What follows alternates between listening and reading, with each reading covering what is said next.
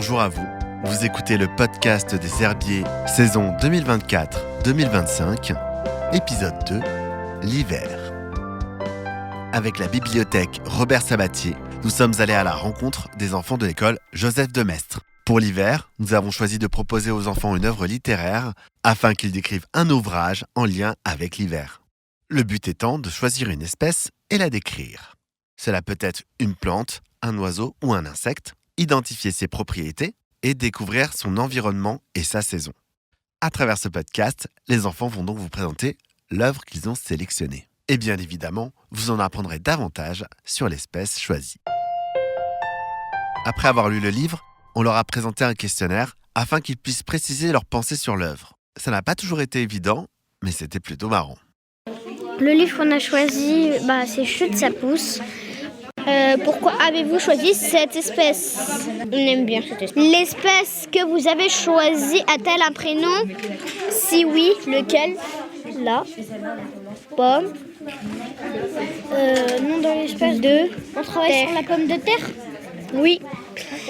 Est-ce que votre espèce est décrite dans le livre? Oui. Non, elle n'est pas décrite puisqu'il n'y a pas de texte. Ah oui. Si, à la fin. Ah oui, pardon.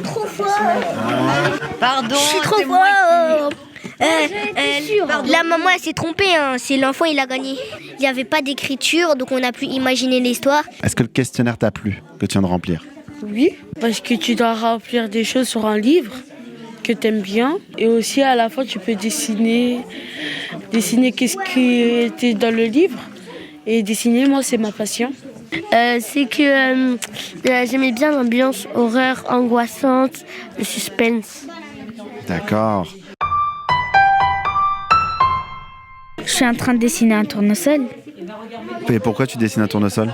Parce que notre sujet, c'est les tournesols. Ça parle des tournesols. Tu peux me dire pourquoi on parle beaucoup de tournesol dans ce livre ou pas? Parce que déjà, dès qu'on voit la couverture, il y a déjà beaucoup de tournesols. Et après, quand j'ai juste voulu voir le livre sans lire, j'ai vu beaucoup de tournesols. Donc je me suis dit qu'on va directement parler sur les tournesols.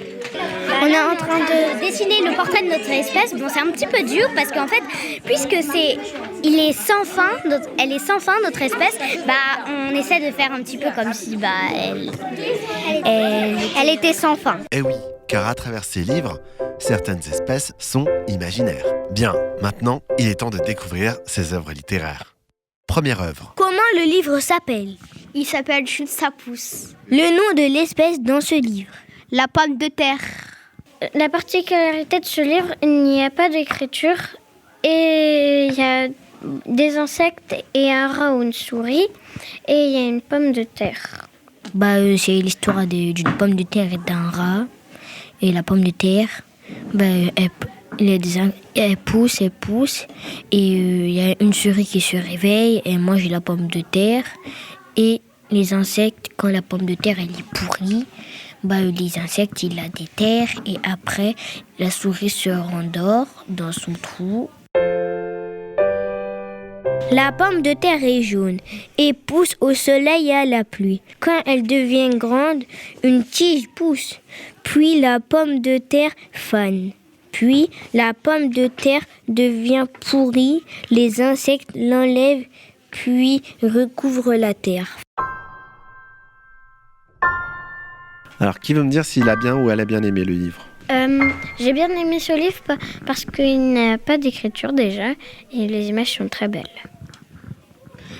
Déjà j'aime bien le livre, j'aime bien l'histoire et à la fin il montre les animaux, les insectes et voilà. J'ai bien aimé l'histoire parce que les animaux qui étaient dans l'histoire étaient rigolos. Est-ce que ce livre vous a appris des choses? Oui, par exemple le campagnol, le campagnol. C'est quoi le campagnol? C'est un insecte qui est sur terre un peu comme la taupe mais différent. Dans la classe, on a un poster qui décrit la pomme de terre. On vous le lit. La pomme de terre est une tige. Elle contient un bourgeon terminal, une hélice folifère, un bourgeon axillaire, des écailles qui sont en fait des feuilles. Deuxième œuvre. En fait, le livre s'appelle Les Pins. Et en fait, c'est une famille, elle était en train de... elle a déménagé. En fait, elle voulait construire une petite maison avec des pins. Et c'est un livre plutôt de quel style ? Un peu bizarre, horreur, angoissant. Qui c'est qui a écrit le livre ? L'hygiène Adbage du Suédois par Catherine Renaud. Vous savez où c'est, la Suède ? Au sud de l'Amérique. C'est au sud de la France. Sud de l'Amérique. En Europe, c'est en Europe, au sud. Bon, déjà, t'étais le plus chaud. C'est en Europe, mais c'est plus au nord. C'est en Europe, au nord, à côté d'autres pays qui s'appellent la Finlande, la Norvège. Voilà. Très bien. Qu'est-ce que vous avez écrit, dites-moi ? Les pins. Le pain est un végétal. On le trouve à la campagne. Le pain a des racines et son tronc est marron et grand. Il se trouve dans la nature et il y a des pommes de pin. On coupe en hiver et on utilise leur bois pour faire des habitations. L'écorce protège l'arbre comme la peau protège un humain.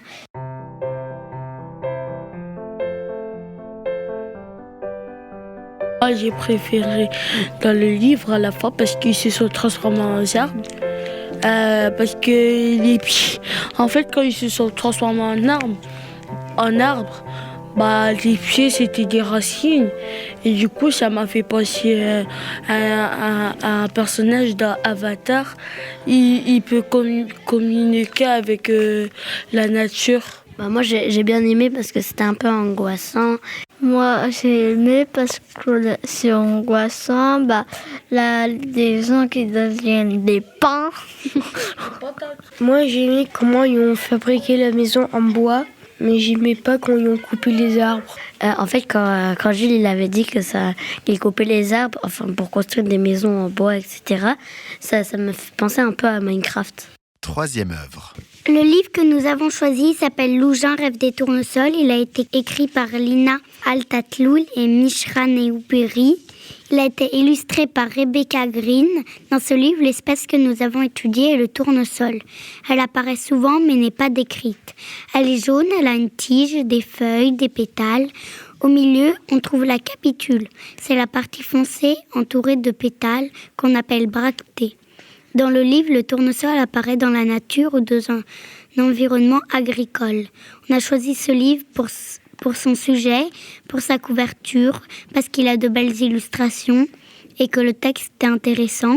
Le personnage principal et l'espèce qu'on a choisie nous plaisent. En tout, il nous procure des émotions. On a choisi cette espèce, le tournesol, parce qu'on la trouve jolie, qu'on aime ses couleurs, qu'elle a l'air gentille et parce qu'on la connaît. Dans le livre, le tournesol est un tournesol. Il ne ressemble pas aux humains. Ce n'est pas le personnage principal. Il est beau à regarder, mais on trouve que l'espèce est plus belle dans la nature que dans le livre. Ça n'empêche pas qu'on l'aime. Elle nous procure de la joie et du plaisir. Si elle était en danger dans la nature, on aurait envie de la protéger. D'accord. Et toi, qu'est-ce que tu as aimé dans les livres ? Moi, j'ai bien aimé parce que c'est l'égalité entre filles et garçons. Enfin, moi, j'ai pas trop trouvé juste parce que les garçons avaient le droit de voler, mais pas les filles. Mais après, maintenant, Louja, elle apparaît sur un journal où elle a enfreint la règle de voler. Et maintenant, il y a des filles qui veulent voler. C'est ça que j'ai aimé. L'égalité filles-garçons. Et moi aussi, je trouve que c'est pas juste parce que les filles, elles n'ont pas le droit de voler, alors que ça devrait être tout le monde a le droit de voler. Et aussi, j'ai aimé l'histoire. D'accord, et toi ? Et moi, j'ai bien aimé les tournesols. Moi aussi, je trouve que ça se fait pas, que les garçons ont le droit de voler et pas les filles. Donc, je trouve que Loujin était très courageuse d'enfreindre les règles. Donc, je trouve que c'est une belle histoire. Moi, j'ai bien aimé Loujin. Et en fait, j'ai bien aimé quand son père lui a donné des ailes, parce qu'elle s'est battue quand même pour voler, même si elle n'arrivait pas. Et comme Loujaina, elle a dit, c'est une belle histoire. Et maintenant, la quatrième œuvre. En fait, c'est l'histoire d'un garçon. Tous les soirs, il doit allumer l'électricité dans le village. Mais un jour, il trouve des oiseaux qui ont fait leur nid dedans. Et du coup, il décide de ne pas allumer l'électricité. Et il y a des gens qui ne sont pas d'accord. Mais au bout d'un moment, il arrive à les convaincre de ne pas allumer l'électricité jusqu'à les oiseaux naissent. Le livre que nous avons choisi se nomme Les oiseaux électriques de Potakuji. Il a été écrit par Kartika Nair et illustré par Joël Jolivet. Dans ce livre, l'espèce que nous avons étudiée est le Vanaticuruvi. Il apparaît page 13 et voici comment elle est décrite. Le Vanaticuruvi est un oiseau chanteur qui se nourrit essentiellement d'insectes. Parfois, on le surnomme même gobe-bouche parce qu'il peut happer les mouches en plein vol. Il vit en Inde, dans la région du Tamil Nadu. C'est un oiseau, donc on peut un peu dire que c'est un descendant des dinosaures. On a choisi ce livre pour son sujet, pour sa couverture, parce qu'il a de très belles illustrations et que le texte est très intéressant.